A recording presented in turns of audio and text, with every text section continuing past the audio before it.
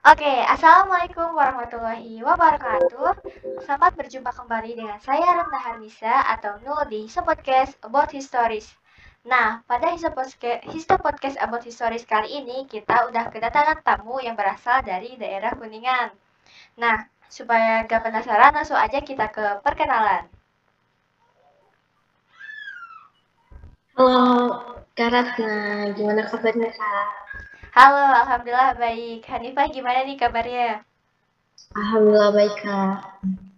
Nah, mungkin bisa perkenalan sedikit dulu nih, kakak ini siapa sih?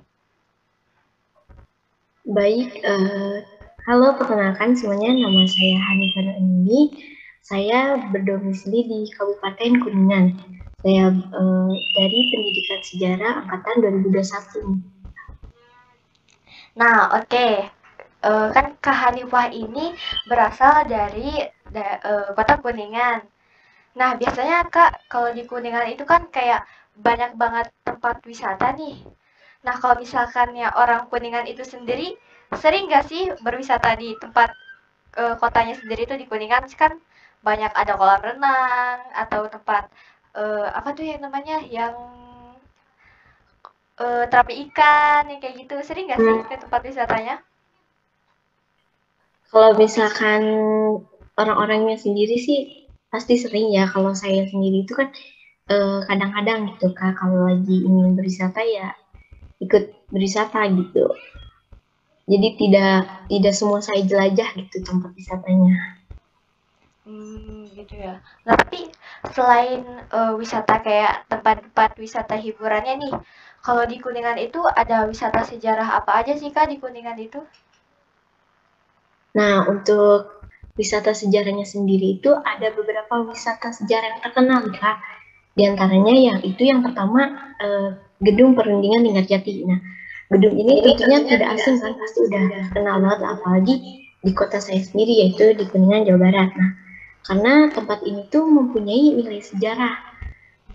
Karena pada saat itu kan di tahun 1946 ya, dijadikan perundingan antara Indonesia dan juga Belanda yang dimediatori oleh Inggris gitu. Dan untuk yang kedua itu ada yang namanya situs Museum Taman Purbakala. Kenapa disebut bersejarah? Karena letaknya itu kan di Cipari Kabupaten Kuningan. Nah, di dalamnya itu terdapat peninggalan prasejarah yaitu yang terutama itu di pada masa Megalitikum.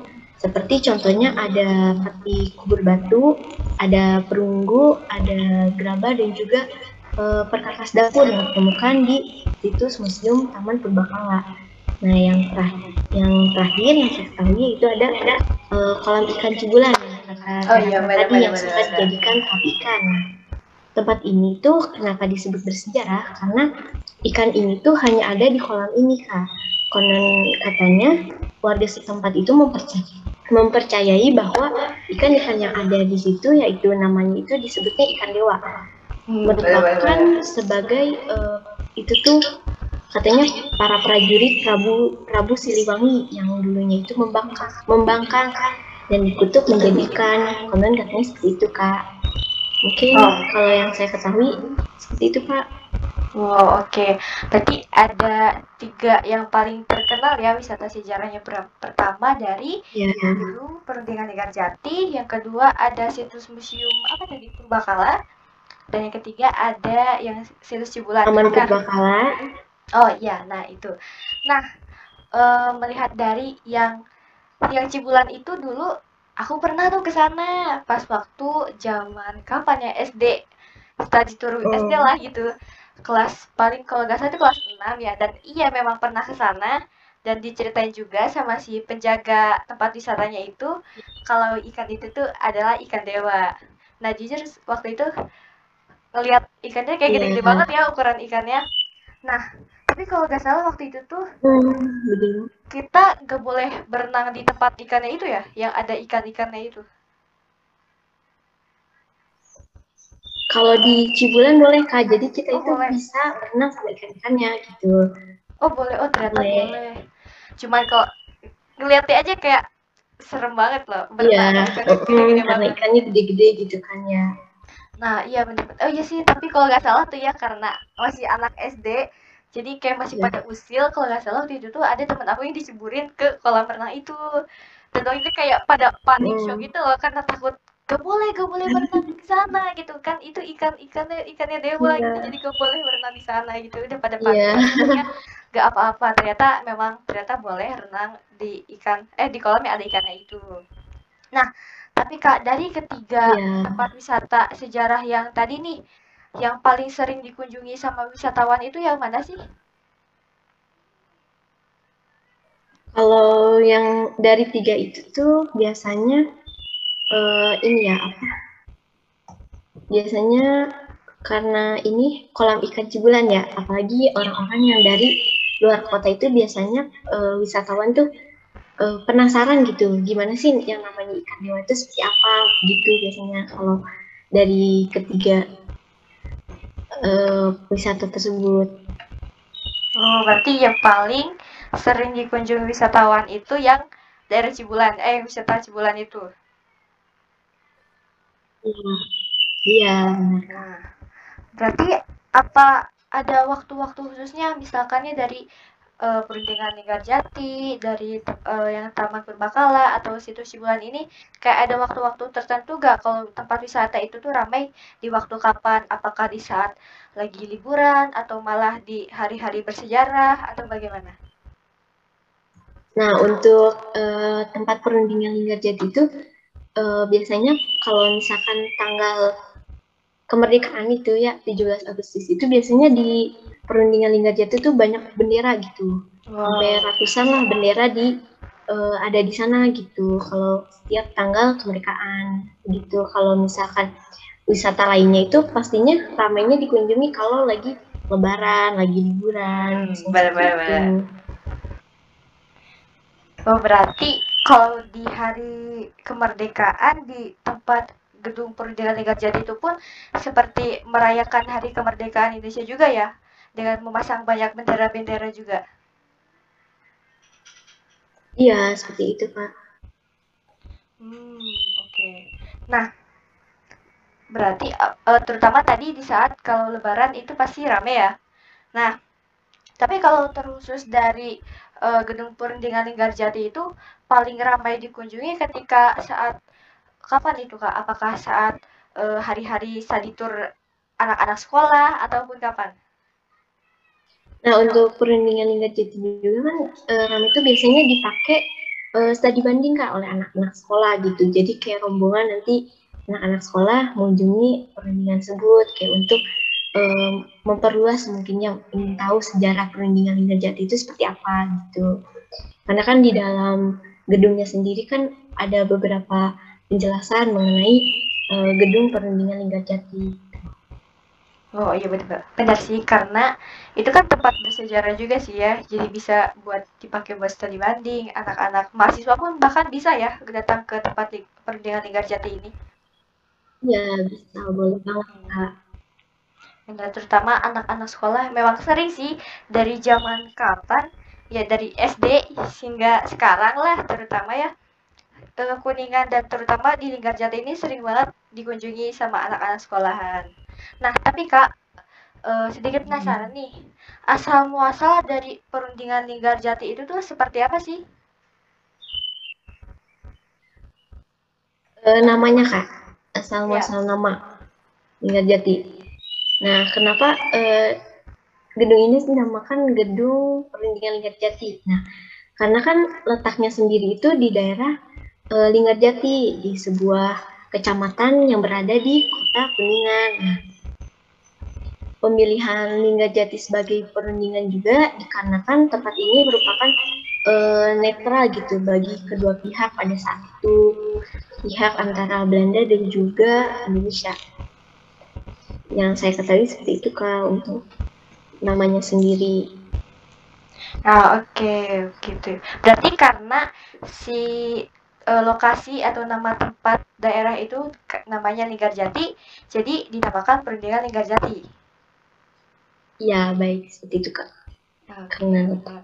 Nah, tapi kenapa ya si tempat Perundingan Linggarjati itu tuh kenapa harus dijadikan tempat wisata?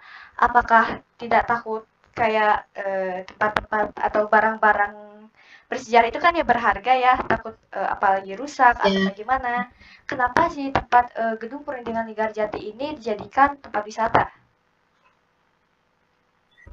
karena kan tempat perundingan Linggarjati ini kan mempunyai nilai-nilai sejarah yang luar biasa ya, sehingga dijadikan tempat wisata itu malah agar pengunjung atau wisatawan itu bisa mengetahui gitu sejarah dari perundingan Linggarjati itu, terutama wisatawan yang berasal dari Kuningan, bahwa di daerah Kuningan sendiri mempunyai tempat sejarah yang sangat luar biasa seperti perundingan Linggarjati begitu Kak. Oh, oke. Iya benar juga sih, tapi apakah untuk keamanan dari barang-barang di gedung Perundingan Linggarjati itu, apakah tempat wisata memasang pengaman atau seperti ada garis batas atau apapun itu, atau bahkan para pengunjung kayak bebas aja gitu, datang masuk kayak lihat-lihat, pegang-pegang gitu, apakah dibolehkan?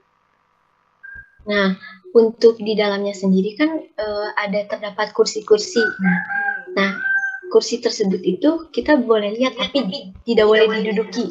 Seperti kamar-kamarnya juga itu tuh boleh dilihat, boleh masuk kita ke kamar tersebut, tapi kita tidak boleh kayak menduduki kasurnya, menduduki tempat-tempat kursinya begitu Kak. Dan juga terdapat beberapa kayak miniaturnya sendiri gitu yang kita bisa lihat uh, gitu, tapi dalam miniatur sendiri itu ada kaca jadi kita nggak bisa pegang langsung gitu. Berarti kalau dilihat udah pasti boleh ya, kecuali seperti Ya, kursi tidak boleh diduduki ataupun kasur tidak boleh ditiduri. Nah, tapi kalau misalkannya nih, ada aja pengunjung yang bandel lah, sedikit nakal gitu istilahnya, tidak menaati peraturan, misalkannya mau duduk di kursinya nih, apakah ada pengawas yang menjaganya atau tidak gitu? untuk pengawasnya pasti ada ya gitu yang mengawasi gitu. Apalagi kan tempat ini juga eh, banyak gitu orang-orang yang masuk gitu kan. Jadi tentunya harus pengawasan ekstra gitu. Takutnya terjadi hal-hal yang tidak diinginkan gitu. Oh, oke, berarti aman ada pengawasnya ya. Nah, tapi eh, kan itu tempat wisata ya, otomatis pasti ada tiket masuknya dong, pasti ya kan. Ya. Nah, untuk harga tiket masuknya sendiri, apakah tergolong cukup ya untuk belajar, tergolong murah ataukah tidak? Kalau setahu saya tuh waktu saya terakhir mengunjungi itu waktu SMP gitu ya, murah gitu, masih tergolong murah karena kan itu juga biaya tiketnya sendiri kan sebagai perawatan untuk gedungnya sendiri gitu Kak. Jadi untuk kalangan pelajar murah lah gitu, bisa Nah, masih bisa. berarti aman ya untuk belajar. Nah, jadi buat kalian kalau yang mau tahu lebih detail lagi nih, mau tahu tentang Perundingan Linggarjati itu seperti apa atau ada apa aja di gedungnya, kalian bisa langsung datang ke Gedung Perundingan Linggarjati di Kuningan. Dan harga tiketnya tadi pastinya murah ya untuk bagi kaum para pelajar. Nah, mungkin buat mengakhiri Histo Podcast kita kali ini nih Kak, boleh dong closing statement dari Kakak? Persilahkan. Baik untuk teman-teman yang pengen berwisata atau pengen mengunjungi yang namanya Peninggalan Jati atau situs-situs bersejarah yang ada di Kuningan, boleh ya kita langsung datang aja nih ke Kota Kuningan atau bisa nanti hubungin saya gitu ya. Nah, Oke, dari situ dan seperti itu. Oke, mantap sekali. Nah, mungkin cukup sekian Histo Podcast dari kita kali ini. Sampai jumpa di Histo Podcast berikutnya. Sampai jumpa. Mohon maaf apabila ada kesalahan. Wassalamualaikum warahmatullahi wabarakatuh. Bye-bye.